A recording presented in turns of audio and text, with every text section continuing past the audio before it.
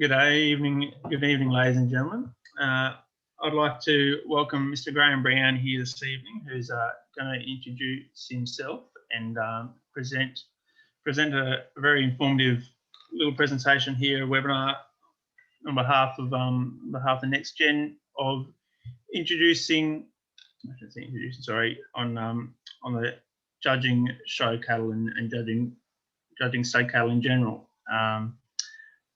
I'd like to welcome him and also point out that we have our Q&A option down the bottom of the screen. If you click on that Q&A option, you can send the questions to the panelists, and other attendees can also see that, and Graham Brown will answer those as he sees fit, either during the webinar or follow up on them at the end. Welcome, Graham Brown, and thank you for joining us.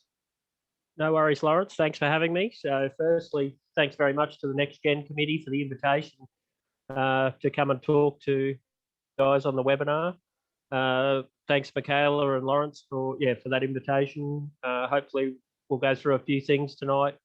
I'm not, a disclaimer that I give most people, I'm not here to try and tell anyone how to breed cattle. You've got to form your own opinions on what you want to do with your own operation. Just try and point out a few things that have been successful for me, not only as the judge, but also in our own breeding program here at RSVP in Sylvan Springs. As I said, just take whatever you want out of the evening. I'm not here to try and preach to anyone. Pretty much, if you want to ask any questions, that's probably the best way you can go about it. Is, as Lawrence said, use the Q&A function. Hopefully, I can answer them as we go, or if we're just about something that you've asked, we'll touch on it then. Rightio, I suppose we've got enough online now that we'll start getting into it. As you can see from the spiel, I'm pretty full of myself, so I've put up there a bit of stuff about what I've done. You can take whatever you want out of that. It's just a little bit about me and what we do here and the experience that I've had. So tonight, I guess, things that we can cover. As Lawrence said, it's mainly about stud cattle, but I think when you're assessing stud cattle, you also have to have a little bit of an idea judging fat cattle or prime cattle. If you want to, every animal ends up with the same fate usually, and that's going through the meatwork. So even we'll have to meet those market specifications that we're looking for our commercial cattle. So that's you've got to keep that in the back of your mind, as well as to breed cattle for the show ring, but it's another to breed cattle that are going to be industry relevant and meet market specifications. And ultimately, we're all in this hopefully to make out of it. So we've still got to do what the market requires. So we'll go through a few things about breeding, judging cattle at show, knowing what to look for, I guess. What I've been successful in using, not only in young judges competitions, but also at some of the shows. A little bit about structural soundness is probably one of the main things that I look for.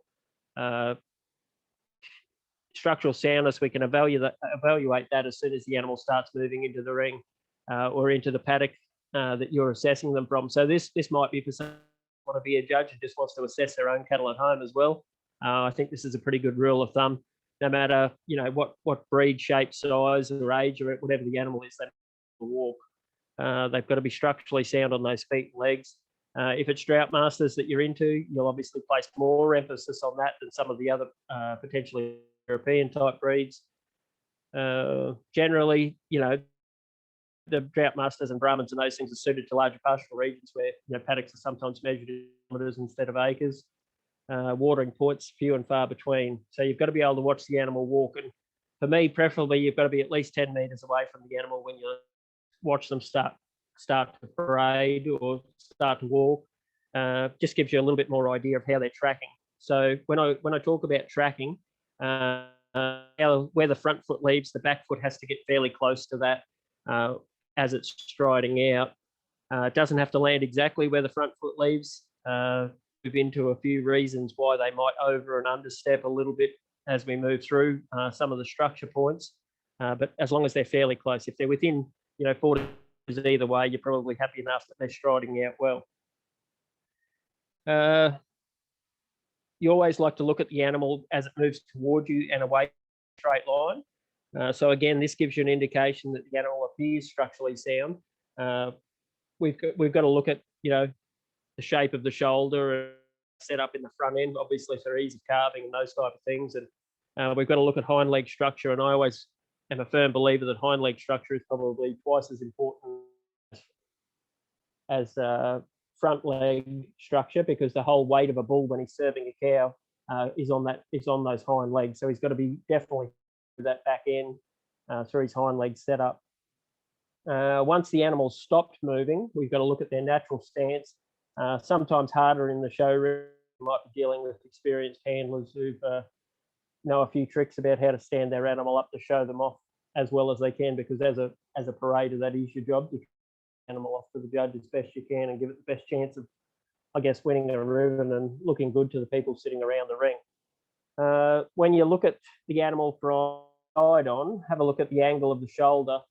So I'll try and get a slide up here, just the basic points of an animal. Hopefully everybody can see that, comes up on their screen. That's obviously an American picture with tail flipped up like that. Just some basic points. Everyone work out pretty much what most of those are. For the inexperienced ones, number 10 is where I'm talking about at the moment with the shoulder. Shoulder setup. We want to see that they're not too pronounced through that front end. I guess the thing to know is, are we dealing with bone or muscle when we see an animal from front on and they appear to be big in the shoulders? So if it's a lead animal, you've always got to go up and touch that animal. If it's soft, it's muscle. If it's hard, it's bone. And that's when we start to panic when it's bone. If it's muscle, don't panic too much about, you know, a little bit coarse shoulder. Some of the heavier muscled animals will tend to look a little bit thicker through the front end. Righto. I'll bring up the next slide, might be a bit more. So we can see, this is obviously a dairy cow or something to that effect, but we can see the bone structure through that shoulder. There's nothing parts through there. So we want to see that angulation of the shoulder, pretty much how it is there at about 45 degrees. It's got to take a fair bit of weight, obviously, back. It's their cushioning system. So that's when we start to run into trouble. When we straighten some of those joints out, we end up with a lot more issues in terms of arthritis and, you know, animals not feeling as good on their feet and legs, and not wanting to stride out as well. Just as we move through a few slides here, so that's the hind leg structure. Not a very good diagram. It's obviously just been a hand-drawn thing, but we can what we call from hip to pin is actually the hook, the front of the pelvis, through to the pins at the back of the pelvis, and you can see where the actual hip joint is. People call the hip the front of the pelvis, up the front there, but the hip joint itself is actually about 2/3 of the way back along that pelvis, and that's where the actual hip is. So it would be directly underneath that. No matter how many different angles we take down through those bones, we should end up with a hoof that's fairly well underneath that hip joint, so about the way through the pelvis. So we can end up with animals that stand slightly long. If they've got the feet out behind them, probably with their pins, or even further, we call them camp leg, where they have to stand naturally a little bit longer.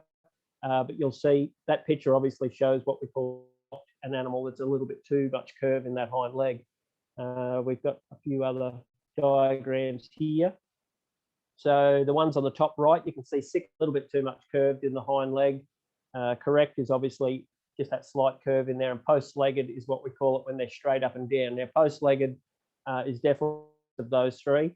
You'll notice with a lot of cattle, in the experience I've had, especially when they get up into the high end, you know, 2-3-year-old bulls, they will be very sore on their back legs, and they'll move their weight from side to side just when they're standing naturally. And they're usually the post-legged animals that have got a lot of hip joints.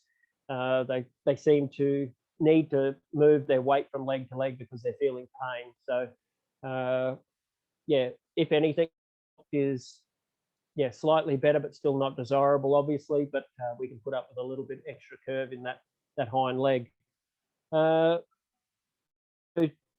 if we want to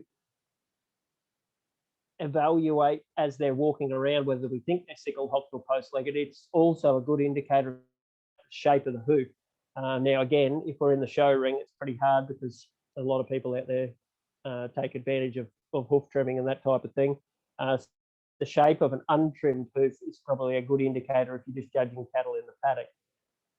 So it may help you assess some of the aspects of the and it confirms your suspicions from a walking assessment. You should be able to see an animal that's either a bit straight up and down in the hind legs. Usually he'll tend to be the one a bit shorter, and the sickle hocked animal tends to get underneath himself a bit more and stride out a little bit further than where his front foot is leaving the imprint.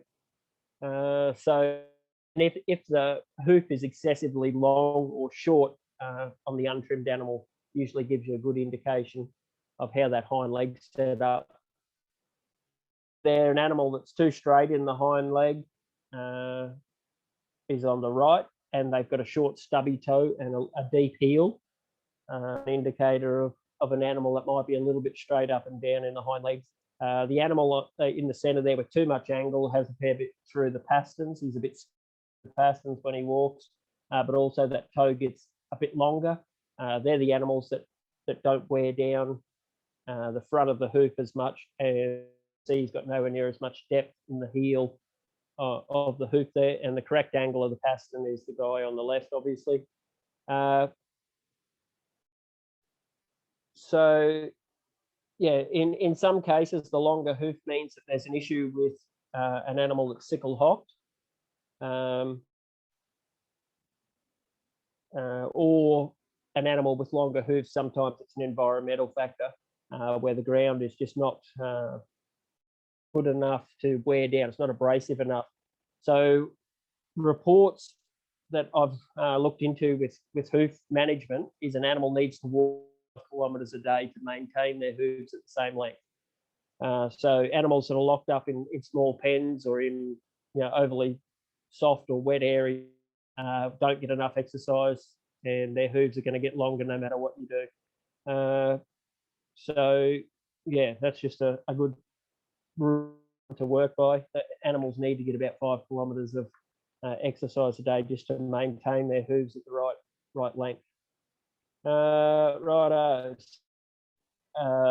Setups. When we look from behind the animal, we can see, we ask ourselves, is the animal bow-legged or cow-hocked? They're desirable traits in beef cattle. You'll see cow-hocked a little bit more in dairy cattle or some of the dual-purpose breeds.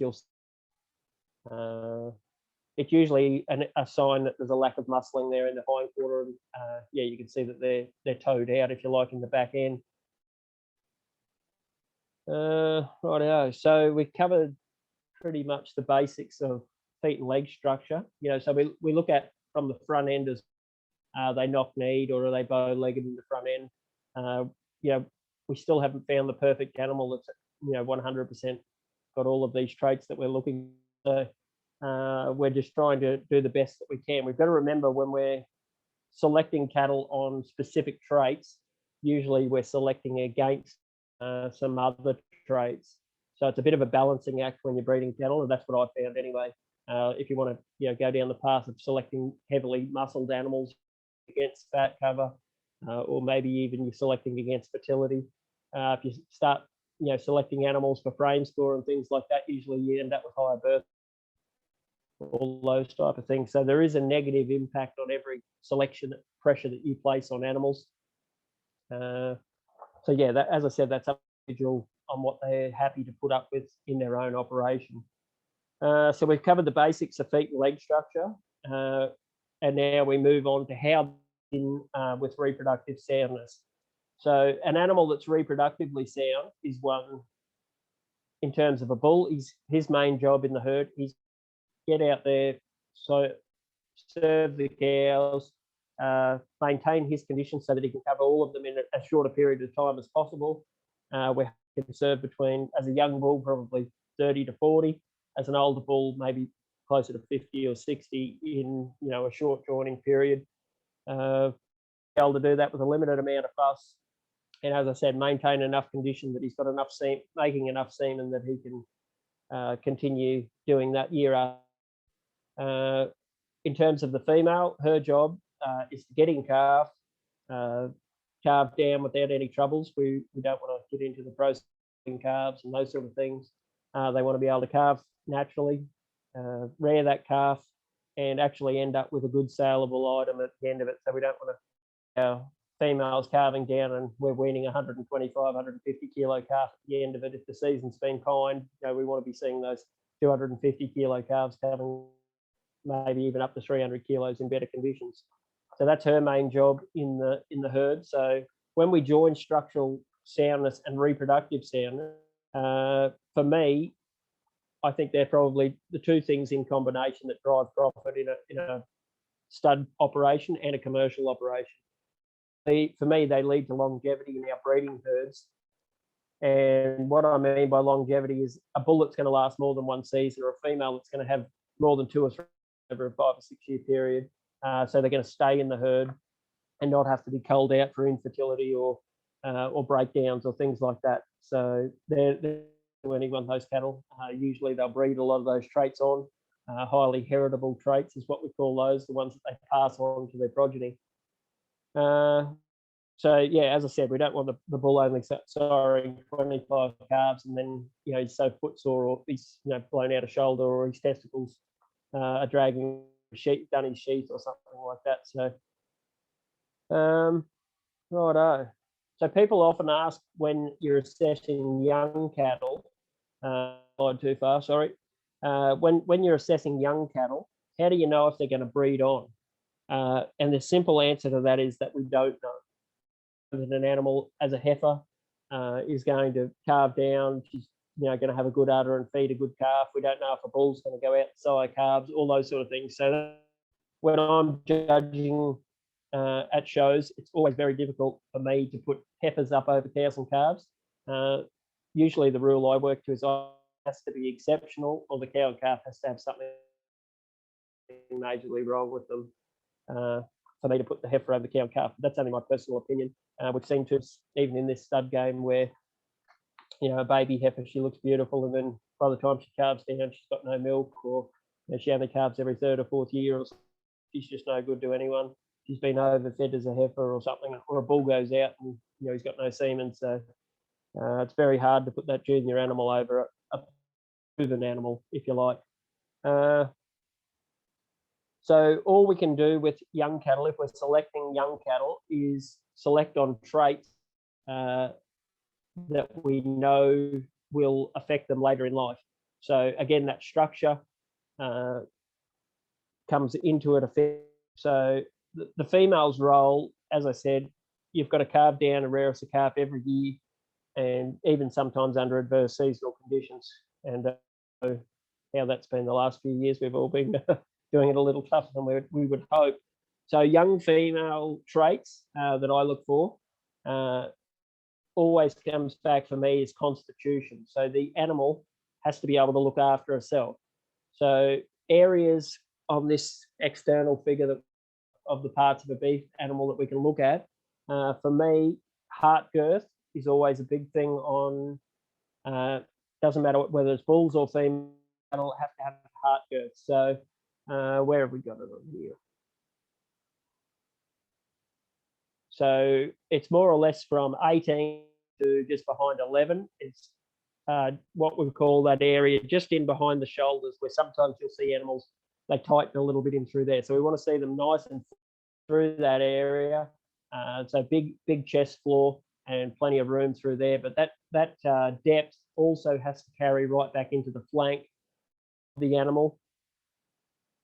So on this picture, what have we got here?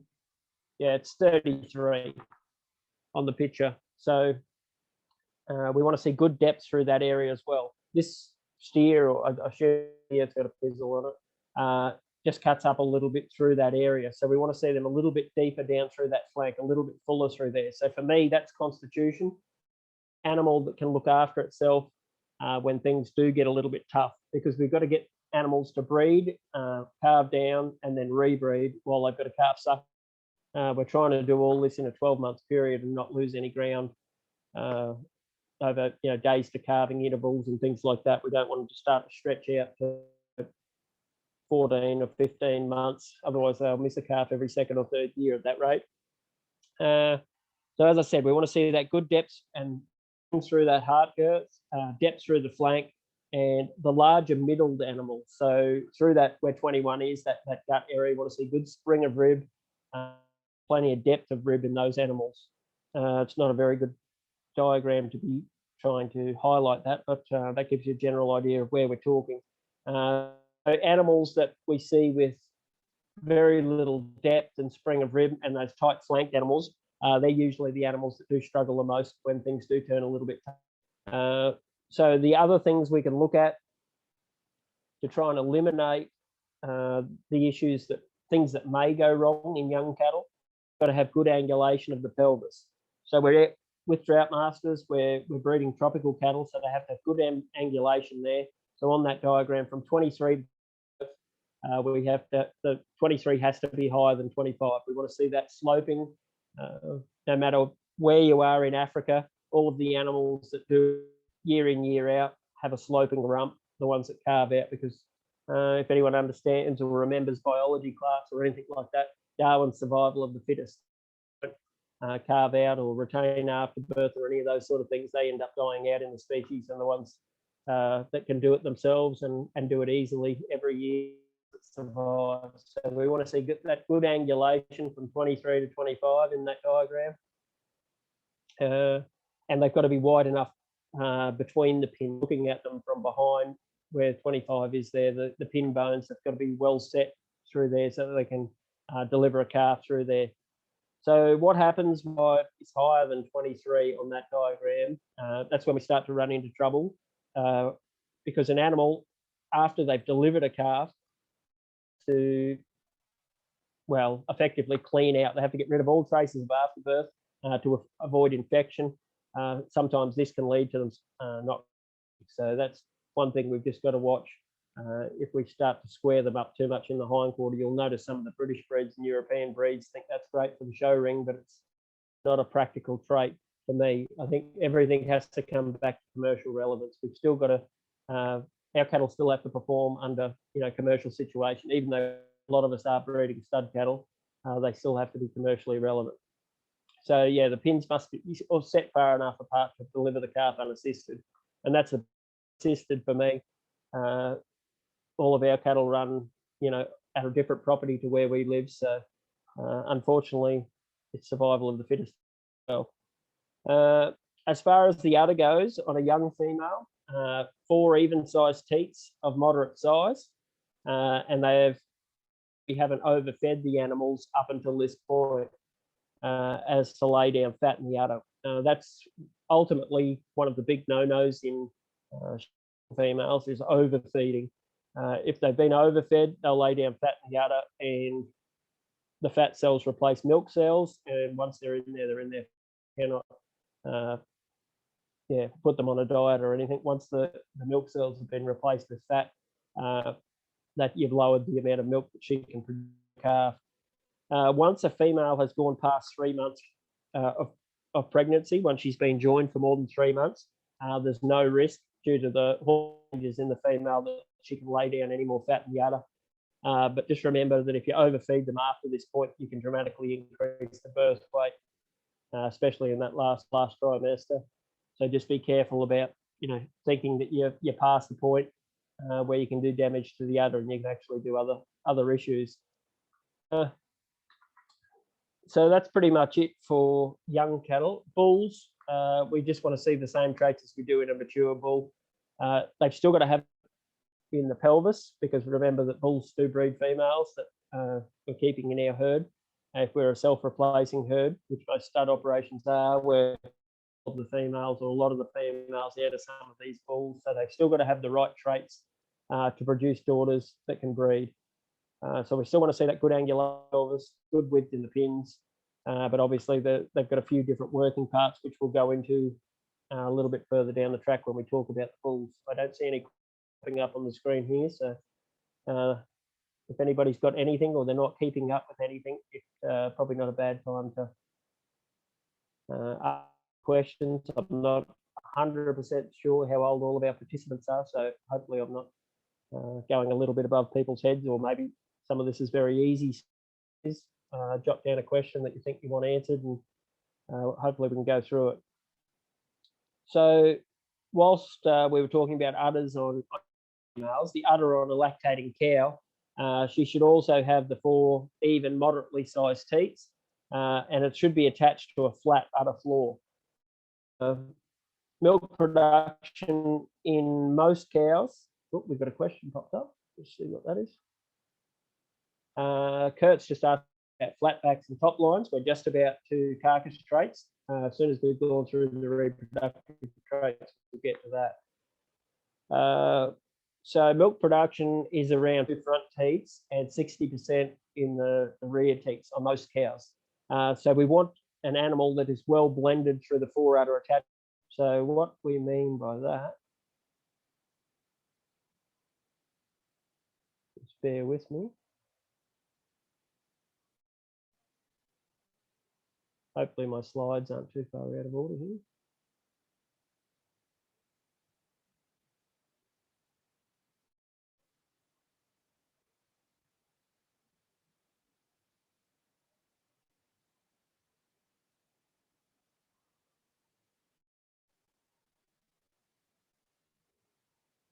Okay, got it, finally got there.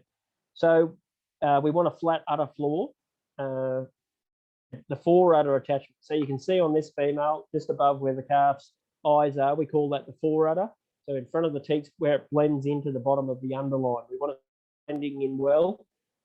We don't want to see that the udder too pendulous. So that's where the udder goes straight up, pretty much into the curve of the flank, and join not into the underline. It joins more up in under the flank, and they're the ones that usually don't have as good a suspensory ligaments. So between the back legs, it should attach high and wide between the back legs. And when an animal is completely milked out, it should collapse loose skin rather than appearing to still be full. And as discussed earlier, usually this is because of overfeeding as a heifer. Righto. So alternatively, young bulls, they should have all the same structural traits.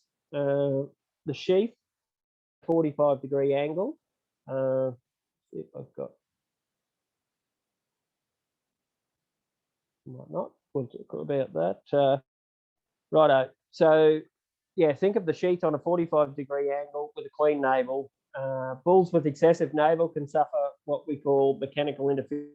So if the navel hangs down lower than the opening of the sheath, where the prepuce comes out, that's when we can have trouble with mechanical interference, where the penis contacts the navel, it shoots off to the side and can sometimes miss the mark of where it's aiming. The navel should also be free of rosettes, because this can cause pain when the bull serves the cows, and it increases the likelihood of poor sheath shape and size, and it even leads to issues with remnant cord and sometimes with herniated navels. Testicles. The testicle sizes vary by age and breed. All the kids that are going in young judges, and if I've ever officiating as an overjudge, it's better to know a little bit about all breeds of cattle to know a lot about one breed of cattle. You've got to know, we'll talk about testicles right now. So that Limousins have small than do Charolais and Simmentals as far as European breeds go. Sarwals have smaller testicles than Brahmins or Droughtmasters and that sort of thing. So it's just a good little points about a lot of different breeds of cattle, rather than, because judging cattle for me is pretty much the basic, the same thing, and it's only the fine points that vary from breed to breed. We're still judging them on structural soundness, reproductive soundness, and carcass qualities, things like that. So for me, the testicles, as I said, they can vary by age and breed. A good rule of thumb when we're talking about bulls that are rising 2-year-old, 2 beer cans in a side. So you can see by this guy, they've got to be large enough to store enough semen for the job at hand, but not be overly large or pendulous.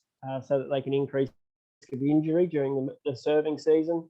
And the neck should always be clearly visible in a bull so that he can regulate the temperature of his testicles.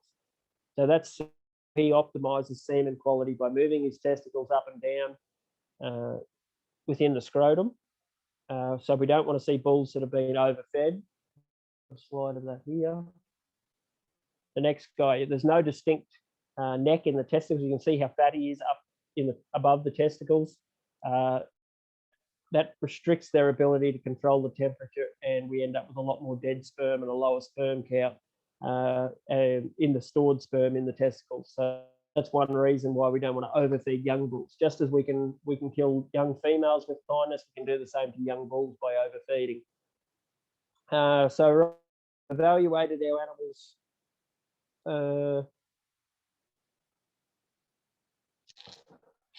We've evaluated our animals on and reproductive traits. Okay, I got another question here from Ruth. Large brisket in females affects fertility. Well, Ruth, that comes down to condition scoring of the female.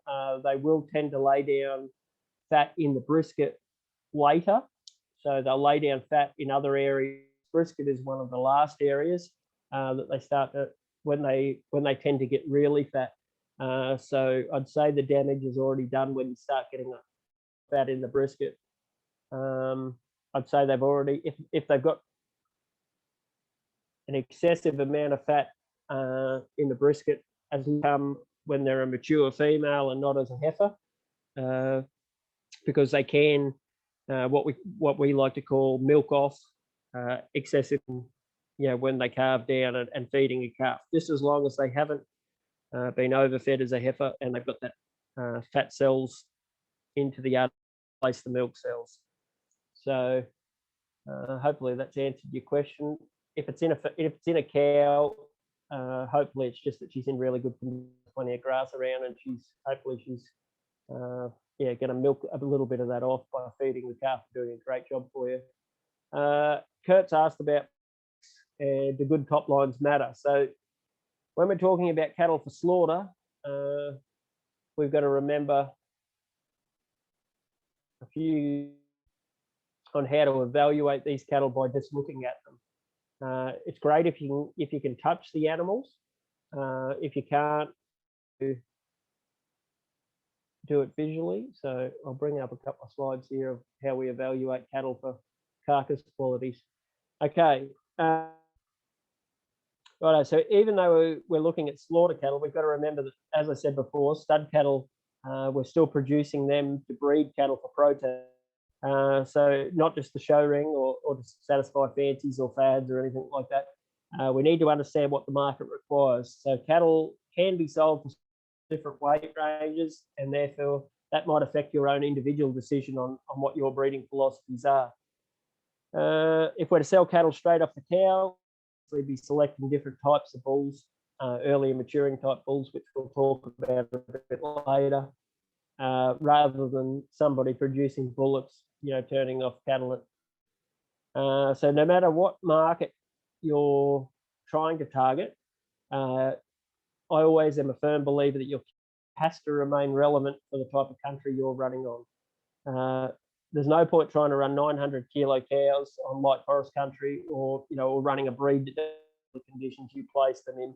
So it might not be suitable to run Charolais on that same type of country, or something where it's efficient country that just can't handle that big of a cow that needs that much grass going into their stomach to maintain themselves.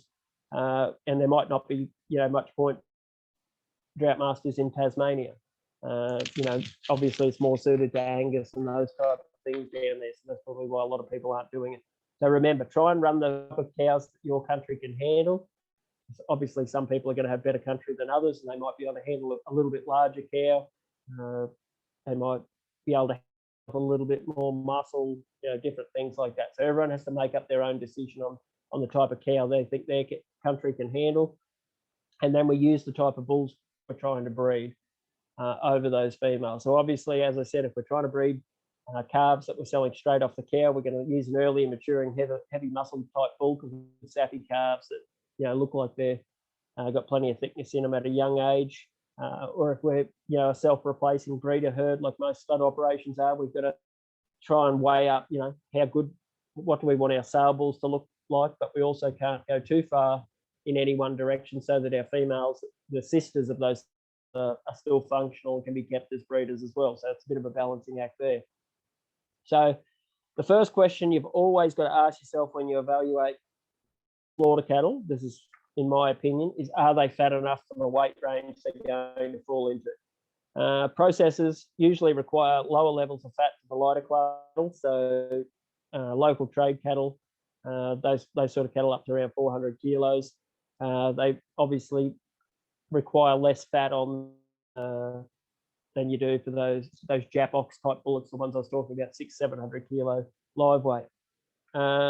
If you're not good at visualizing these things, you've got to get hands on. It's the easiest way to start to give yourself a bit of an idea, and you'll get better at visually assessing these, actually touching the animals. So if we want to assess fat on this animal, the first place I always go to where this animal has got the short ribs listed. Much what that is there is the lumbar vertebrae, which we saw on one of the earlier pictures. So where an animal hollows out when they need a drink of water is where just above where the watermark is on the animal when they look like they need a drink. So you go up to that, put your thumb over it, and run your thumb top to bottom. And if you can feel how sharp that bone is, that's a good indicator that they're carrying less than 6 millimeters of fat. But if that feels spongy, it's a good indicator that there's more than 6 millimeters of fat. So if you can feel the bone there, you're dealing with a fairly lean animal and not an animal that's meet many markets. 6 millimeters is where we sort of want to try and get for most markets. Cattle you can sell cattle with down to probably 3-4 millimeters of fat for other classes, but 6 millimeters is where we're starting to talk about better money for those smaller fellas. So once we've evaluated how much fat over those short ribs, it's only is it above 6 millimeters or is it below 6 millimeters? That's the only question you have to ask yourself there. We then move to the tail head. A lot of people will have seen overly fat cattle start to get 2 lumps either side of the tail head on the pin bones. So that's the second area. So if they started to form these lumps around the pin bones, and that gives you our next bracket from 6 to 12 millimeters if they have started to form there. Are they as big as 2 half tennis balls, I suppose? They've probably got more than 12 millimeters. So that gives us the first one gave us 0 to 6, the next one gives 12, and the third area we go to is the flank. So the flank is usually one of the later areas, as with Ruth's question earlier about the brisket. It's one of the last to fill up with fat. So if you can, if the animal's quiet enough, grab the flank, and it should be thin. If it's thick, over probably about, we're starting to talk well over 12 millimeters, closer to 18 millimeters of fat.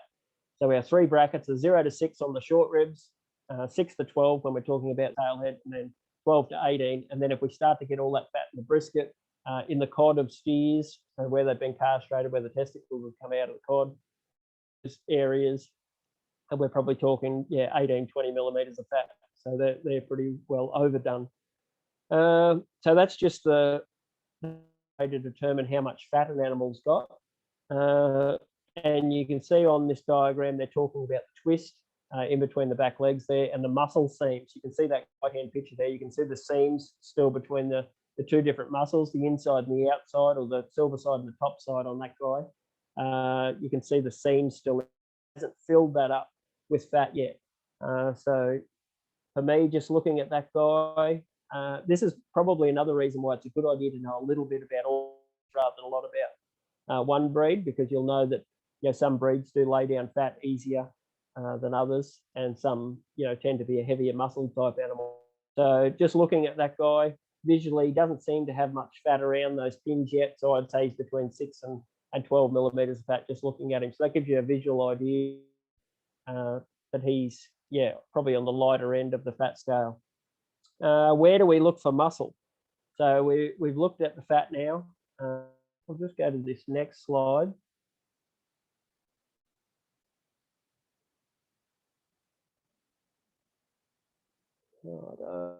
Okay, so you can see on the next one where we're talking about the hip, which is actually the front of the pelvis in this diagram, and the pin, the P8 site. So there's those sacral vertebrae where they measure that P8 site. They found when they were evaluating carcasses, that was one of the most accurate sites to measure rump fat. So it's about the third sacral vertebrae, and then I think you come down 5 or 6 centimetres from there. So about where the arrow's pointing there is where they measure, called the P8 fat. Excuse me.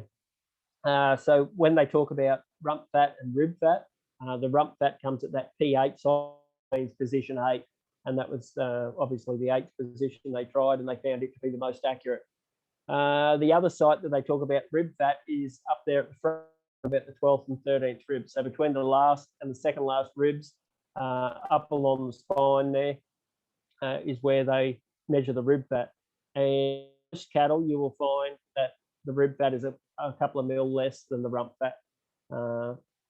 That's on probably 90% of cattle. You'll find that, you know, if they're 10 on the rump, they'll be, you know, 7 or 8 millimeters on the rib. So when we're talking about where they measure the EMA, it's a similar area, probably just behind where they measure the 12th, 13th rib, where they measure the rib fat, and that's through those lumbar vertebrae there, between, yeah, where what's marked as the hip and the 12th rib, closer forward to the 12th and 13th rib site. So how do we assess muscle on these cattle? Go back to this one. So good indicators of muscling have always been, this is a tried and true thing, is of the forearm. So down there where the brisket arrow points to, but look back through the leg, how thick they are, that muscle through that, pretty much where the line of the muscle seams arrow goes through on the left-hand picture. We can look at the butt. Will give us another indicator of how much muscle an animal will probably carry. But for me, doesn't matter whether I'm judging prime cattle or stud. Look up over the top of the shoulder blades, how flat an animal is over what I call the chine area. So up on top of those shoulder blades, if they're nice and flat up, usually that carries right along that top line. You know, those animals seem to have a high degree of muscling. Animals that are sharp over that top line, we usually call them fish-backed animals. So we want to see, yeah, prime cattle nice and flat up over there. It's what we're trying to probably breed more so in our bulls, and a little bit sharper in our females, which we'll talk about again as we move through. Some breeds have more pronounced jump muscles, so that's back between the hips and the pins. That's the animal that goes up and down when you can see the animal walking. Not a great indicator of how much red meat is in an animal. As I said earlier, most traits in breeding cattle is always a counter argument. So too much for one trait, we're usually selecting against another. So as we increase muscle, we're inadvertently selecting against the ability to lay down fat. If you continue to select for higher growth rates, you usually find birth weight increases. And it's just a matter of how far you want to go with your breeding program before you start to see a reduction in other important aspects. Righto, so we've evaluated the animal for carcass quality. So as I said, we want to and flat up over the top of that chine. If we go through to slide here where the cuts of meat. So we can see that's just a rough breakdown of what percentage we get out of each of those areas. The expensive cuts of meat, we can see there, out of that top line, what does it provide? About 17% of an animal's cut there. That short line and sirloin, this is an American chart, but it gives us a rough idea.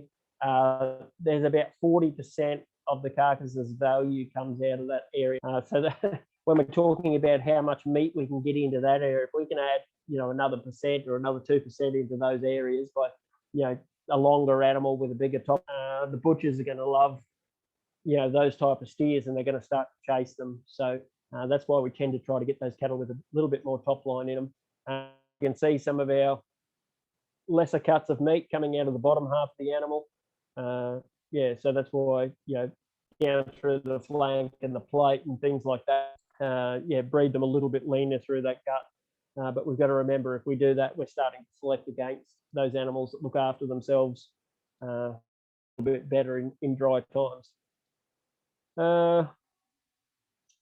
Righto.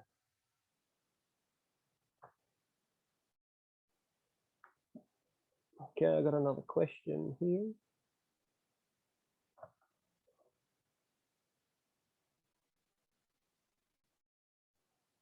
Okay, Ruth wants to know about testicles. Okay, does the semen leave the testicles 2 weeks prior to ejaculation?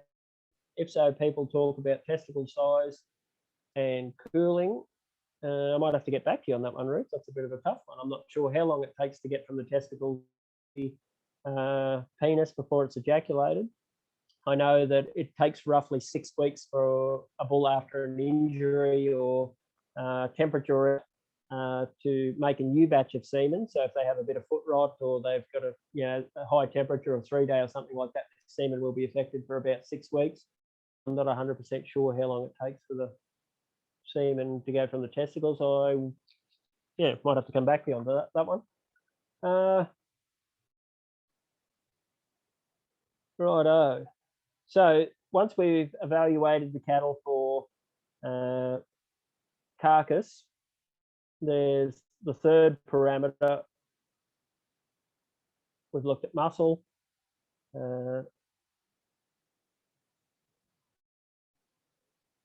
We've looked at muscle, we've looked at fat. So fat is always the most important aspect of slaughter cattle. And then we talk about bone. Now, this is a little bit more difficult for me. I always think bone's a double-edged sword. When you're judging cattle for prime cattle competition, only strike 3 criteria you need to look at is adequate fat cover, maximum muscle, minimum bone. So those 3 things in combination there means that we want fat cover so that the meat has a little bit more flavour and it has a longer shelf life. So that's what the fat on the external carcass does, is the shelf life of the meat, and the intramuscular fat and the fat that we leave on the cut of meat increases the flavour. But when we're talking about breeding stock, I always love to see a little bit extra bone. We want that for the strength of our skeletal structure, and that when we sell direct to the feedlot, sale yard, or the processor, we get paid on weight. So we're actually being paid for that bone. It's further down to the processor and the butcher when they start to bone out those carcasses. How much red meat they get is dependent on how much, obviously how much muscle in the carcass. So I always like to see those breeding animals with that little bit extra bone, because we're still being paid for that from the processor, feedlot, or sale yard. Another question here. The impact of hump on carcass yield. Well, the hump is pretty much just gristle. On carcass yield, you'll find now that any of your, talking about hump in tropical cattle, you can get just as much. We can get just as much meat into some of our cattle as we can into the European and British type cattle these days. We've started to breed some of our tropical cattle with a lot more. As one of the question put it earlier about flatback type cattle, the impact of hump. Usually, you'll find that animals that are higher in content, a little bit higher growth type animals, not quite as thick over that top line. But as I said, it's all about managing one trait against the other. If you start to reduce the hump height and go for carcass yield, are we decreasing their tolerance or parasite resistance, things like that, coat type, skin type, all of those things. Hump itself on carcass yield is probably not a big issue. Will be an issue though when you sell to processors. There are some processors that will grade the cattle based on hump height, and you'll receive less money if the hump is, and that's just from their own assessment of they feel that cattle that have got too much content in them don't yield as well. So yeah, it's that's a hard one, because you will get cattle that are fairly high content still yield just as well as animals with a low. It's all individual. Okay, another question. Is it preferred to have a high tail set, and is that piece of calving? Probably not. A high tail set usually is more to do with a cosmetic thing.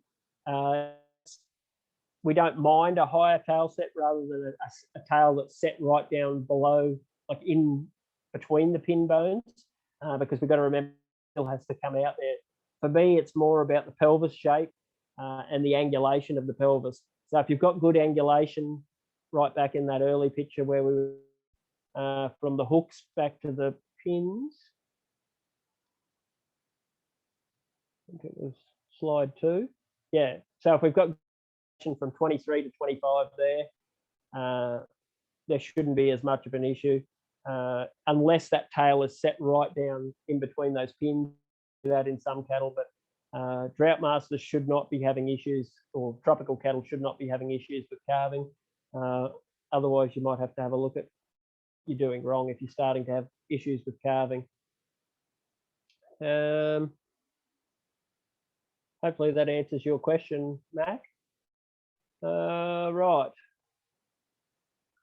So once we've evaluated those things, so we want to be sound cattle, reproductively efficient, and we'd have to have good carcass traits. Then I guess as a judge, you can move into things that are your own factors in judging. What do I mean, you're going to be harder on things that you've obviously had issues with in your bull breakdown, poor sheath or something. You're going to be a little bit harder on bulls with, more pendulous sheaths and things like that.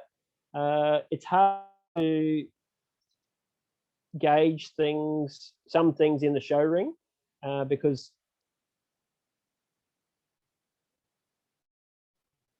okay, we've got another question here about too much angle in the pelvis in tropical breeds, and is this a problem? Yes, we can go too far.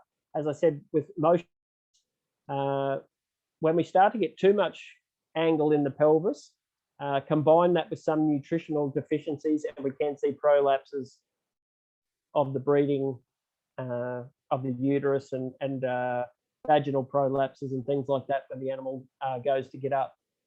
So we don't want to angle in there, but we still have to have a slope from hip to pin. We can't have that where the pins are higher than the hips. Hopefully that's a question.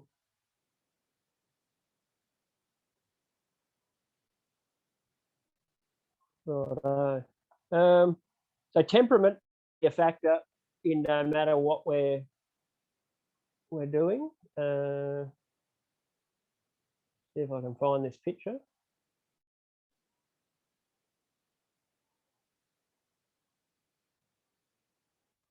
So this is how we don't want an animal to be looking at us, whether it's on the show ring or wherever. As I said, in the show ring, an animal has probably been made quiet most of the time. If it does have a temperament issue, but there'll still be reasons why you might be a little bit harder on temperament. If you're at a sale or something looking for a bull or looking for females or whatever, you've got to weigh up what you can handle in your own operation. How old you are, whether kids are going to be working with them, or whether you're getting sort of to the twilight years of your breeding. But animals with temperament usually tend to be less desirable to both feedlots and grass finishers because they tend to take longer to weights, and there's always the risk that one will present as a dark cutter. So what we mean by dark cutting is a higher pH level and the meat tends to be darker in appearance and has a very limited shelf life. If it even makes it that far, it might be condemned for the pH levels, and that's usually those animals that are sturrier type animals. Just because an animal's on the show ring doesn't mean that it's undesirable, but it's something that you need to gauge as a judge. The type of pressures that an animal's being put under. Each of animals in some situations will tend to get a little bit upset at different things. If they've never seen it, might be their first show, first time 10 people have gone into the paddock with it, or if it's at a sale or something, you've just got to gauge what the amount of pressure that you're placing that animal under. So I still think that's got to be something that you look at in your own cattle. Temperament is always a big issue, not only for those ability and things like that, but also safety these days. We've just got to be careful about what we're breeding from and that type of stuff. We also look for growth for age in stud cattle. Can be influenced by a number of factors: genetics, seasonal conditions, nutrition. But nutrition for me is probably your animal being able to reach its genetic potential. A judge, I think, should always look at growth, but it should never be the first aspect that they just ask winner on. I still think, as I said earlier in the webinar, structural soundness, reproductive efficiency, those carcass qualities. But if you've got to come down to splitting a couple of animals that you think are fairly even in all those areas, maybe you will go for one with a bit more growth for age. So maturity patterns can also judges' decisions, but again, this comes down to personal preferences. So we can see in the diagram the differences between early, medium, and late maturity in that picture. So early maturing cattle, they usually grow extremely fast in the early stages. They lay down early, but they reach a certain point and they'll plateau out in their weight. They're usually shorter, stouter animals. From the diagram, they're shorter in the legs. So when we look, if we want to assess that in young cattle, usually we look at the cannon bone of the animal. This is a bit of flipping around here. I wonder if I can go. So if we go back to one of the skeletal diagrams,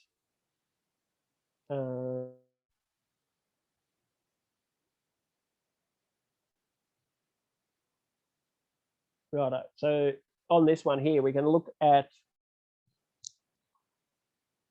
15 is where they've got it labelled. So that's a good indicator, looking at the length of that bone. So that's called the cannon bone. So above the hoof there to the knee joint, we look at the length of that. And if an animal is extremely short in that, they're usually what we call an early maturing animal, that grow to be that big of an animal. And as that bone lengthens out, we tend to see those animals grow out to a bigger mature size. So we're talking about early maturing cattle. They're the ones that grow fast early, usually tend to plateau out and don't continue on with their growth. Moderate maturity is a very safe place to sit when breeding. You're not too far in one direction, not too far in the other, and you can make adjustments based on what the market requires from that medium maturity. The country that we run our own cattle on here is not the greatest, so moving into those later maturing cattle is probably not an option for us. So moderate maturity cattle are ones that you would say they grow at a good growth rate and they grow out to be an acceptable mature weight. So they're not huge, but they're safe in all aspects of their growth rates, and they'll meet most of the markets. And obviously they can be appealing to some producers for their raw size. They usually grow at an acceptable rate, take much longer to reach the mature size or the level of finish required to meet market specifications. And those later maturing females in our female herd usually means that it takes longer for them to reach puberty.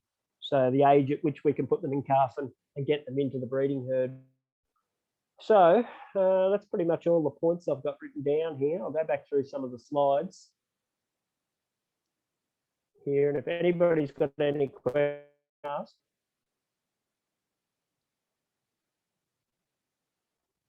So I had a picture of the head of a bull. Hopefully this is on the one I've selected here.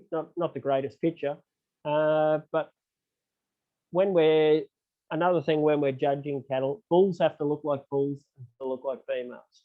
So for me, that's not a bad bull's head. He's broad in the muzzle, got a good wide nostril. His jaws just about eat plenty of grass and get that grass down into his stomach to maintain himself. He's got good hooding over the eyes. He's got enough ear, and he's what I'd call a strong head. So if anybody's got any questions about any of this stuff, feel free to jump in. And as I said, females have to look like females. This was just a random picture. I don't know whose it was, but I found it on the internet. Females a little bit longer and a little bit narrower in the head, but they still have to have that good broad muzzle. They're taking in grass to maintain their condition. Plenty of ear in this female. I don't mind seeing females with that little bit more content, a little bit more loose in the dewlap and throat area there. And as I said, when we're selecting bulls, we're looking for them to be a little bit flatter over the top of the shoulder. And you can just see this female a little bit sharper up over that top line. So that's what we're looking for in our females. It's a bit of a balancing act. Sometimes if we tend to get those, we call too carcassy, and they're flatter over that shoulder across the chine there, usually we're starting to select against some of our fertility traits. And they're the type of females in our experience that take a little bit longer to rebreed and sometimes don't go in calf quite as early. Okay, we've got another question here. What does a bull have to look like? Okay, hopefully I've got this front on headshot here. So hopefully that answers that. That's what I mean by a bull has to look like a bull. From front on, we want to see him with that good broad head, enough ear in the tropical cattle, good big nostril, a good jaw set so that they can take in as much fodder or grass as they can to maintain themselves, and put good hooding over the eye for eye protection, and a little bit broader across the middle of the forehead, I suppose, compared to females.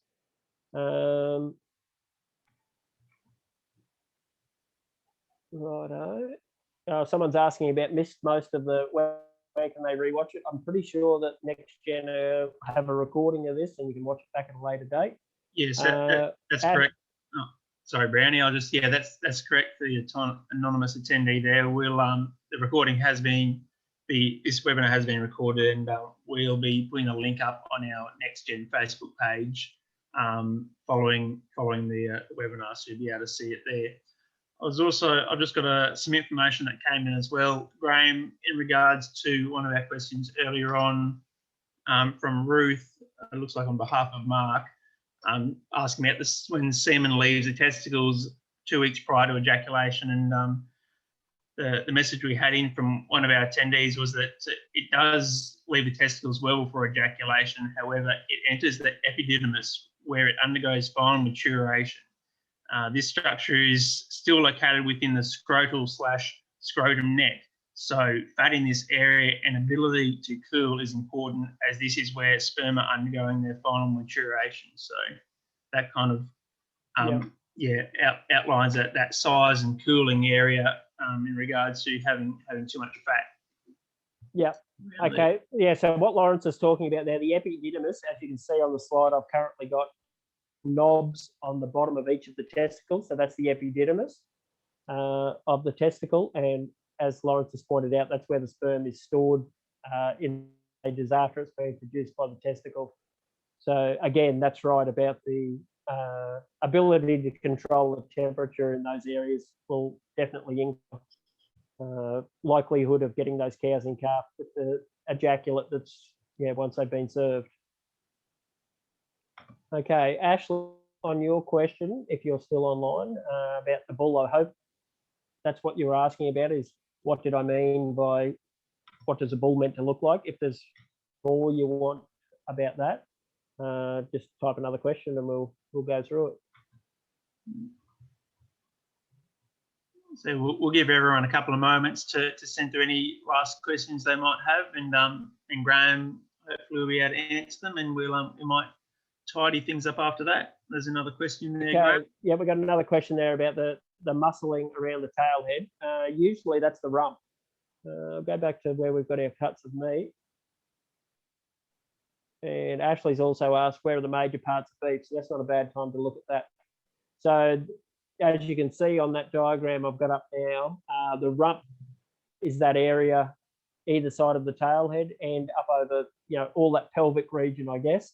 So the major parts of where beef's coming from, I think that's where are the major parts of beef. Yep, that's what Ashley's asking about. You can see there the different sizes of those areas in the carcass. So generally, if we're talking, we've got an Angus on the screen now. So generally an Angus will dress out. What I mean by dress out is weight to a carcass weight is called the dressing percentage.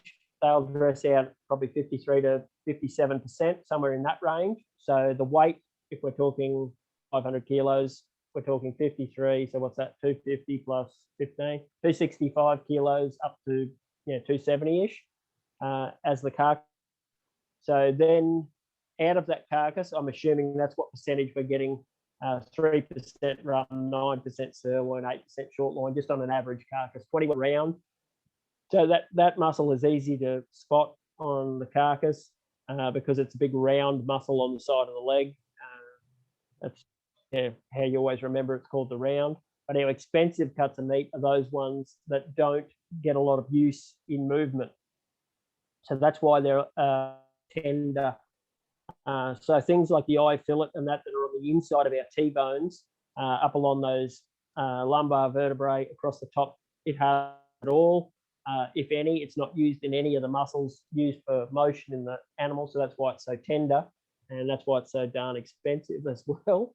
And that top line provides most of our expensive cuts of meat. So that's why I was talking about that flatness over the top of the chine is a good indicator for how much meat an animal is, and that spine and down through into that hindquarter are our expensive cuts of meat. So from the ribs, those cuts coming out of the ribs, short loin, sirloin, rump, tend to be more expensive than say chuck steak. More of your stewing and roasting steaks come out of the bottom half of the animal. Right, another couple of questions here. Can we judge prime cattle the same as stud? I'm not 100% you were on line when we were talking about that, but when we're judging prime cattle, the only three things we need to look for is adequate fat cover, minimum muscle. So knowing how to assess the animal if it's got enough fat cover on it is always the first thing you look for. Will it meet the market specifications for the carcass? And as I said, we need more fat on our animals as we move up in weight ranges. So our bottom end domestic trade cattle that are going to be dressing around that 200 and probably lighter only need sort of 4 or 5 millimeters of fat to meet optimum specs. But if we start talking about animals that are going to dress 50 kilos and up in that range, we're talking about 10 to 12 millimeters of fat through those P8 and rib sites. So once we can fat on an animal, then we just move to how much meat has it got compared to how much bone has it got, how much is it going to yield. So yield is carcass weight, and then work out how much actual red meat we're going to get out of it. So the animal that's going to be the most profitable for everybody along the supply chain is usually we judge prime cattle. So as long as that fat, we've met the fat requirement, then it's all about red meat after that. So hopefully that gives you an idea. That's from a prime cattle. So stud cattle, there's a few other things we've got to look for. Obviously reproduction doesn't come into prime cattle. Structural soundness, for me, if I've ever judged lead steers or prime cattle or anything like that, they just have to be able to walk good enough to get up the loading ramp and onto the truck to the meatworks.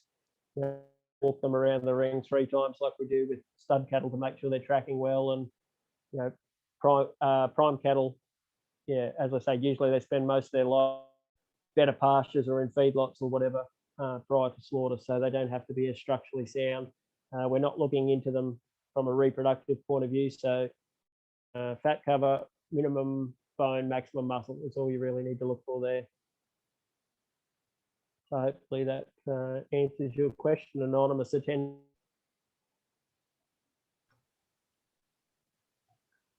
Very good. Well, I think that seems like we're basically finished up now. Our questions have slowed down a bit. Thank you very much, Graham.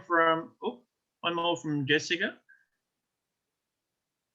If they track well, does that mean they are sound? Well, Jessica, that's not a bad question. It's not 100% accurate, but it's how much can you put up with as a judge or as So if they track well, meaning where their front foot leaves, how close do they get with their hind leg?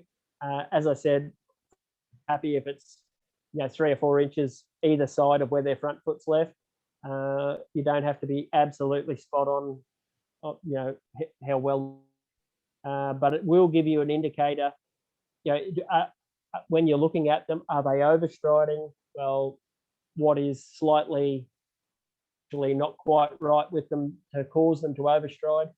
Most times you'll find that they've probably got a little bit more set, or they're a little more sickle in the hind leg, a little bit shorter in the body. Sometimes you get a really long animal that just can't get its legs through that far, and they'll tend to track a little bit shorter. But most of the time you'll find that the animals short are the ones that are a little bit straight up and down or post-legged. So hopefully that gives you something to work on there. Then, as I said, when we look at them front on or from behind, we just want them to flow through, as though they're having no issues whatsoever getting around the paddock. They just want to have a nice fluid stride.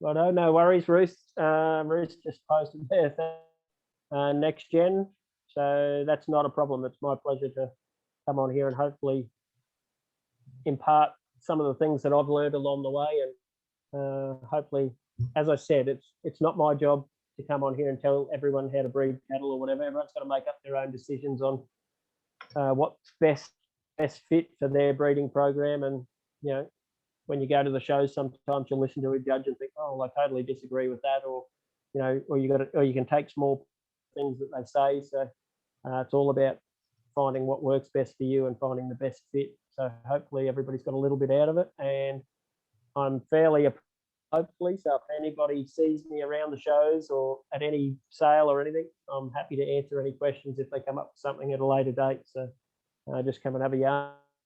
I love talking about cattle, so it's good way to pass the time. And thank you so much, Brownie. It obviously comes naturally too.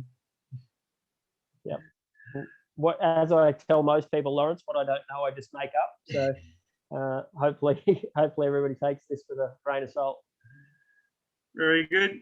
Thank you, everyone, for joining, and we'll obviously and hopefully see you guys around the show rings. And for all young attendees who joined, best of luck in your young judging ventures. And yeah, as Brownie mentioned, he's often around, so certainly hit him up for any questions and anything else you'd like any further details you'd like if you see him out there in the show ring.